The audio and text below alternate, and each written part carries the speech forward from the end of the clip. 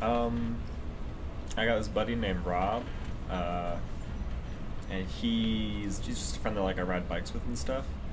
And he rides his bike to school every day, kind of from sort of South Atlanta, Pittsburgh sort of area, kind of down by 75, kind of in between Lakewood Heights and Pittsburgh. And the weird thing about him is he doesn't own a bike lock, and he never has. And I think for all the about 5 years I've known him, he's never locked up his bike ever, like including like coming to school. He just leaves it completely unlocked out of bike rack, which I've always thought was insane. So somehow Rob had gotten through 4 years and a couple odd semesters of going to GSU, never locking his bike up in his life, and it had never gotten stolen. And all of our friends kind of had the running joke that he has like the best karma, like he was, a saint in his last life, and that he has this crazy karma stored up to where just no one even messed with it, even to the point where he would like leave his shoes with his bike, and just because he didn't want to like wear his bike shoes into class, and like no one would even touch him. It was insane. But unfortunately, last week his bike was. So yeah, Rob's bike got stolen, and kind of when someone's bike gets stolen, at least in Atlanta, we have like Facebook pages and stuff kind of dedicated to tracking them down. So like you see, I got like a notification on my phone, like Rob posted in Atlanta stolen bike Facebook page. You see like on Instagram people posting pictures of it saying like watch out for this bike. And kind of my immediate thought was like, oh man, like I'll learn to lock up his bike now.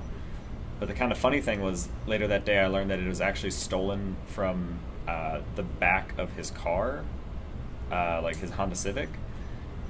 And it was just kind of like horrible but hilarious, because we had never thought that his bike would get stolen from kind of a secure place. We always thought someone would just like walk by a bike rack, see an unlocked bike, and just roll away with it. But that's how life is.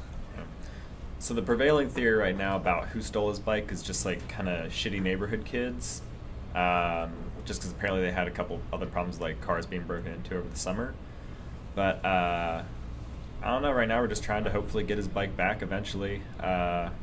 Maybe like find out which kid stole it and just like kind of like snitch on them to their parents, get their parents to like beat the crap out of them. I don't know, it's just super lame.